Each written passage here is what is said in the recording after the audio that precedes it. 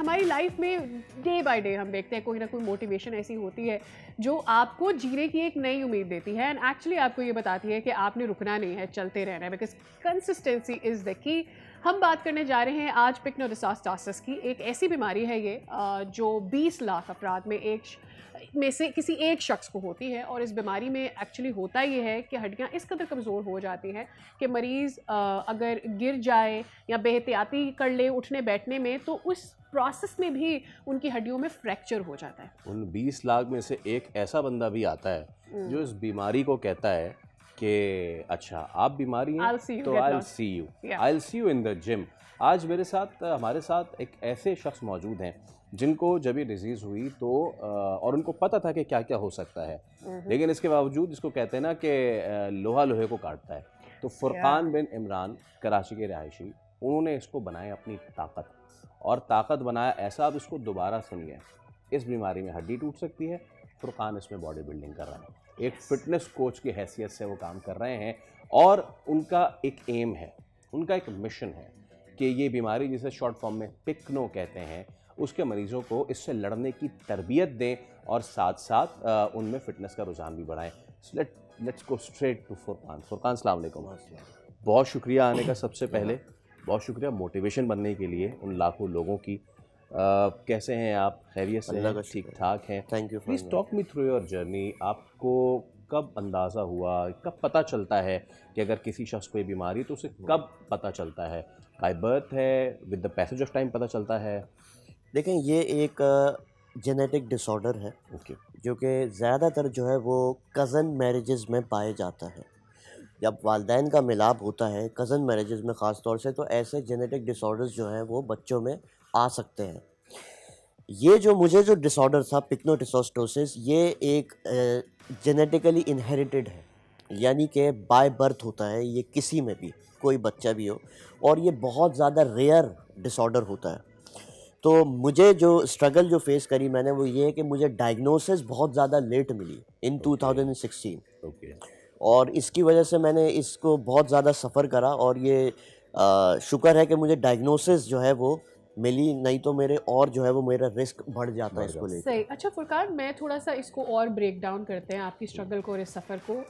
क्या एज थी आपकी जब आपको पता चला, और उससे पहले एक प्रोसेस होगा, आपने एक डॉक्टर को दिखाया होगा, दूसरे डॉक्टर को दिखाया होगा, वो सब कैसे था कि आप डॉक्टर्स के पास जाएं और नहीं पता चलता, क्या हुआ उस टाइम?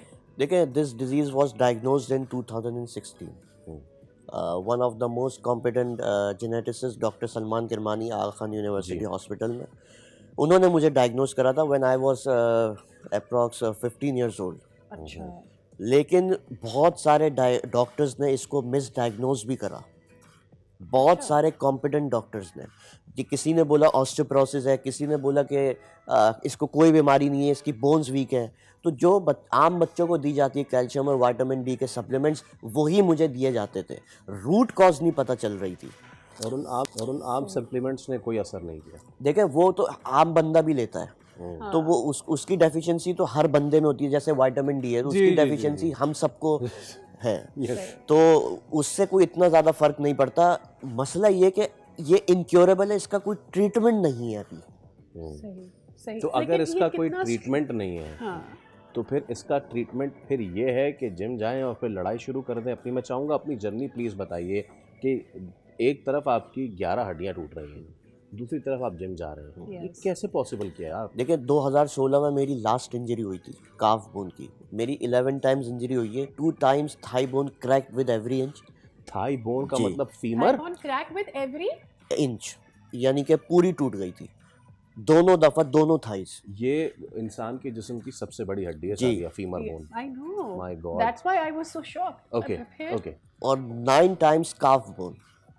एक बच्चे को जो नॉर्मल बंदा है उसको ड्यूरेशन जो होती है उसके रिकवरी की, वो होती है 1.5 से 2 महीना। मुझे 8 महीने लगते थे, क्योंकि मेरी बोन्स जो है ना इज लाइक अ ग्लास। मैं ज़रा सा घूमता तो गिर गया। तो ये सारी सिचुएशन थी। मुझे डॉक्टर सलमान किरमानी ने मैं जब उनसे मिला तो मैं व्हील चेयर पर गया था अपने फादर के साथ। तो उन्होंने मैं एक्सरसाइज कर रहा था। अच्छा, ये जो मेरी लास्ट इंजरी हुई थी, एक्सरसाइज में मसला ये हुआ था कि मैंने स्क्वाट्स जो लगाते हैं सिटअप्स, वो इतने लगा लिए थे कि मेरी बोन पे जोर पड़ गया जिसकी वजह से क्रैक हो गई। तो फिर मैं जब उनके पास गया, उन्होंने मुझे अप्रिशिएट करा इस मामले में, लेकिन उन्होंने बोला कि आप वेट लिफ्टिंग नहीं करें।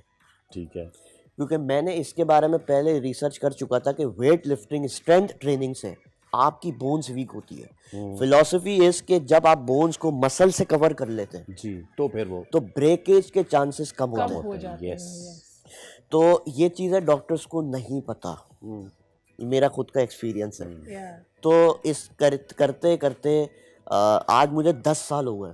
I am a professional athlete और मैं लोगों को इस बारे में ट्रेन करता हूँ। मेरा जो मेन मोटिव है वो ये है कि जो डिसेबल्ड लोग हैं, जो कि बोन डिजीज़ से गुजर रहे हो, किसी भी डिजीज़ से गुजर रहे हो, उनको मैं ट्रेन करूँ।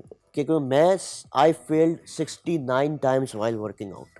वाह, 69 टाइम्स का मतलब कि हर चीज़ एक्सपीरियंस करिए कि कौन सी चीज़ क्या काम कर जाए। अब मैं शुरू के पुशअप्स लगाऊं, अगर मैं आई कैन डू 200 पुशअप्स, लेकिन शुरू में एक लगाने से भी मुझे ऐसा लगता था कि मेरी रिस्ट बोन टूट जाएगी। बिल्कुल ठीक बात। तो ये स्ट्रगल जो है वो बहुत ज़्यादा एक नॉर्मल बंदे से अगर आप कंपेयर करें, normal I can't do 200 pushups, तो आप उसको कंपेयर कर नहीं सकते मेरे साथ। मेरी जो ट्रेनिंग है वो एक नॉर्मल बंदे से बिल्कुल अलग है। सही सही। तो इसलिए मेडिकल कम्युनिटी ओज मी एंड दे से I am 1 in a million. You are 1 in a million for curing yourself.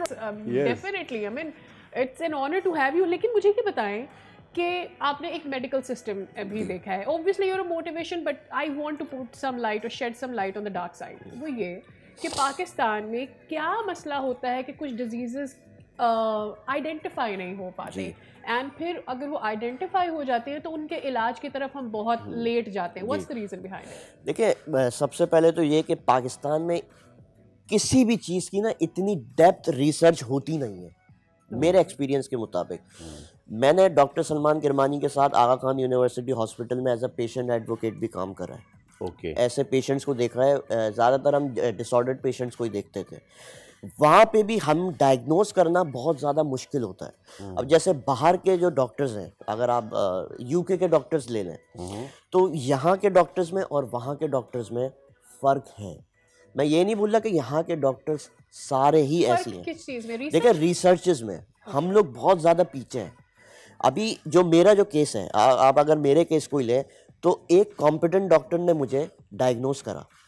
मैंने बहुत सारे कॉम्पिटेंट डॉक्टर्स को दिखाया, लेकिन उनकी बात समझ नहीं आई क्योंकि एक्सपीरियंस की भी कमी होती है। मेरा जो तजुर्बा ये है, डॉक्टर्स को एक्सपीरियंस की भी कमी होती है। अब डॉक्टर से आप बोले कि मैं एक्सरसाइज करूं या ना करूं, एक्सरसाइज करना डॉक्टर्स का, आप सिर्फ डॉक्टर आपको मशवरा दे सकते हैं एक्सरसाइज करें। यू कांट आस्क डॉक्टर कि मैं कौन सी एक्सरसाइज करूं। He is not certified in that. तो ये एक कॉमन परसेप्शन है जो लोगों को समझ नहीं आती। मेरा जो एक्सपीरियंस है कि रिसर्चेस यहाँ पे बहुत ज़्यादा लिमिटेड है। Right and it is difficult at times to reach the right person for your help. बहुत शुक्रिया Furqan, you such a motivation. It was an honour आपको यहाँ पर वेलकम करना। आई एम श्योर जो भी लोग ये पार्ट ऑफ हमारा शो देख रहे हैं उनको मोटिवेशन मिली होगी कि consistency is the key, research is the key. आपको खुद अपने आप को आगे बढ़ाना, अपने आप को पहचानिए, क्योंकि आपके जिस्म में कितनी ताकत है आपको उसका अंदाज़ा भी नहीं। सब्सक्राइब करें और बेल दबाएं ताकि कोई खबर रह न जाए।